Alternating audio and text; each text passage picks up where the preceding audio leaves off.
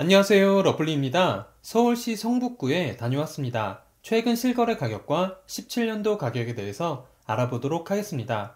본 내용은 국토교통부에서 제공되는 자료를 토대로 만들어졌으며 직거래가 아닌 정상적인 중개거래임을 사전에 알려드립니다.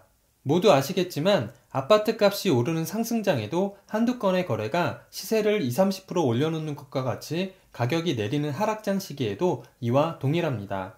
상승장 때와 달리 하락장 때 나오는 말들을 보면 인기 없는 저층, 인기 없는 동, 가족 간 직거래, 사연 있는 거래 등 다양한 예상들이 나옵니다.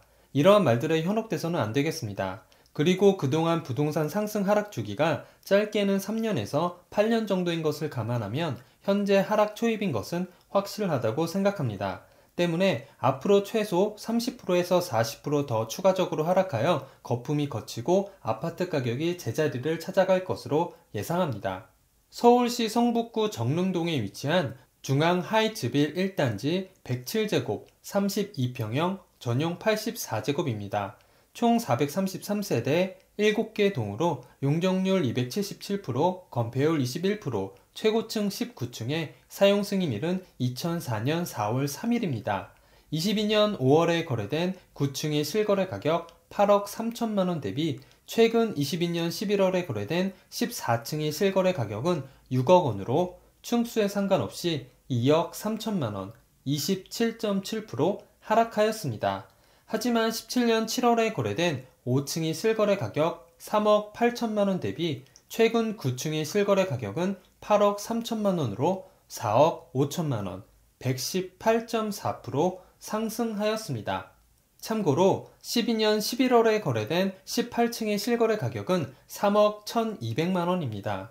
12년도에서 17년도까지 5년 동안 오른 금액은 6,800만원, 21.7%이며 17년도에서 22년도까지 5년 동안 오른 금액은 4억 5천만원, 118.4%입니다. 통계청에서 제공된 자료를 확인해 보면 2012년부터 2017년까지 소비자 물가지수는 8.4% 상승했으며 2017년부터 2021년까지 소비자 물가지수는 6.8% 상승하였습니다. 17년도부터 최근까지 5년 동안의 상승은 명백한 거품이라고 볼 수 있겠습니다. 최근 전월세 거래로는 전용 84제곱 4층 1억에 100만원, 전용 59제곱 5층 1억 8천에 75만원에 계약되었습니다. 총 주차 대수는 467대, 세대당 1.07대로 적당한 편입니다. 월평균 관리비는 20만원 정도 나옵니다. 근처 지하철역으로는 도보 8분 거리에 우이신설 정릉역이 위치해 있습니다. 대중교통으로 강남까지 소요시간은 57분, 판교 60분, 시청 32분, 여의도 45분 정도 걸립니다. 교육시설로는 서울 정수초등학교, 북악중학교, 동구여자중학교, 고명중학교, 고려대학교 사범대학 부속고등학교, 홍익대학교 사범대학 부속고등학교가 있고 보육시설은 국공립 키노 어린이집이 있습니다. 주변 상권 및 편의시설로는 현대백화점 미아점, 이마트 하월곡점, 이마트 미아점, 롯데마트 미아점이 있고 하늘공원과 삼청공원이 있습니다. 근처 종합병원으로는 2.3km 거리에 학교법인 고려중앙학원, 고려대학교 의과대학 부속병원, 2.7km 거리에 서울대학교 병원이 위치해 있습니다. 반경 1km 이내에 학원 64개, 병원 82개, 편의점 27개, 약국 31개, 마트 6개가 있습니다. 내년 1월까지 일반 분양 물량 중 절반은 팔아야 PF를 일부 상환하고 건설사의 기성대금도 줄 수 있습니다. 올해 하반기 수도권에서 신축 아파트를 분양한 시행사 관계자의 말입니다. 이 단지는 최근 수분양자의 중도금 무이자 등 각종 추가 혜택을 제시했지만 미분양 물량이 줄어들지 않고 있습니다. 최악의 경우 회사가 도산하는 임계점이 얼마 남지 않은 셈입니다. 12일 부동산 R114에 따르면 금리 인상이 본격화한 올해 6월부터 11월까지 전국에서 아파트 179만 9,606가구가 분양했습니다. 이달 분양 예정 물량은 6만 6,033가구, 일반 분양 3만 5,901가구이며 이날까지 3만 792가구가 공급됐습니다. 지난해에도 12월에 65,282가구, 일반 분양 41,877가구가 공급돼 월간 최대 분양을 기록한 바 있습니다. 올해도 작년처럼 연말에 가장 많은 아파트가 공급될 예정입니다. 분양 업계에 따르면 올해 연말 일반 분양 가구 중 약 30%가 2월 물량으로 추정됩니다. 시장 상황을 보고 분양가를 조정하기 위해 조합이나 시행사 등 사업 주체가 의도적으로 분양 시점을 미룬 것입니다. 그동안 이 같은 2월 물량은 최대한 분양가를 높여 사업성을 극대화하기 위한 전략으로 나왔습니다. 전국적으로 집값이 급등했고 지방 중소규모 단지도 1순위의 청약이 마감될 정도로 시장 분위기가 좋은 시기여서입니다.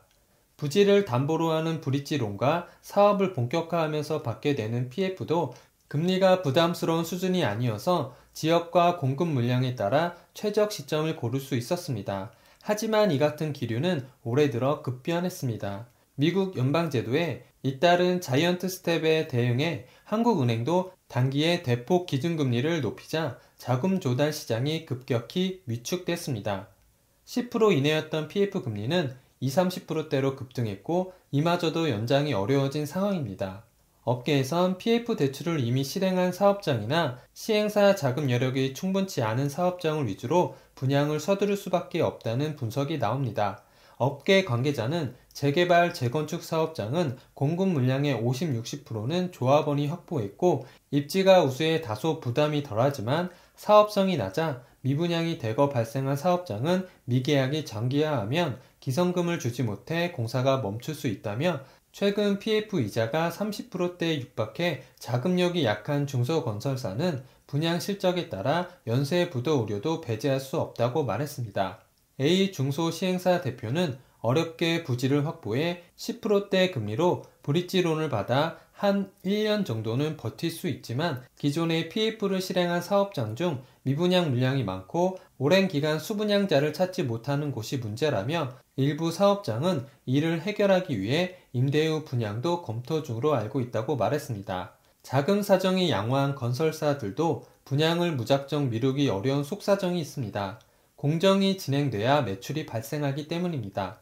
분양과 착공을 미루면 그만큼 고정비용은 나가는데 매출은 증가하지 않아 회사 전체의 성장성이 둔화되는 문제가 있습니다. 분양업계에선 어차피 내년에도 분양시장 전망이 어두운 만큼 지금 분양하나 내년으로 미루나 큰 차이가 없다는 분석도 나옵니다. 비중견 건설사 관계자는 완판을 기대하고 분양을 시작한 게 아니다며 분양 후 입주까지 2년 정도 시간이 있는 만큼 그 사이에만 다 팔자는 전략이라고 말했습니다. 실제로 수도권 인기 지역에서도 초기 분양률을 예전보다 낮게 보는 추세입니다. 최근 시장 분위기상 1순위 해당 지역에선 물량 소화가 어려울 것으로 예상되는 대단지들은 기타 지역으로 수요층을 넓히려는 전략을 세웠습니다. 비대형 건설사 관계자는 예전 같으면 별다른 홍보 없이 1순위 완판된 인기지역 단지도 최근 시장 분위기가 달라져 초기 계약률 60%만 달성해도 성공적으로 본다며 청약 경쟁률이 낮아도 미계약분이 많이 발생하지 않도록 계약률을 높이는 다양한 방안을 고민하고 있다고 말했습니다. 구독을 하시면 더 많은 주택의 정보를 빠르고 쉽게 보실 수 있습니다. 그리고 좋아요를 눌러주시면 영상을 만드는 저에게 큰 힘이 됩니다.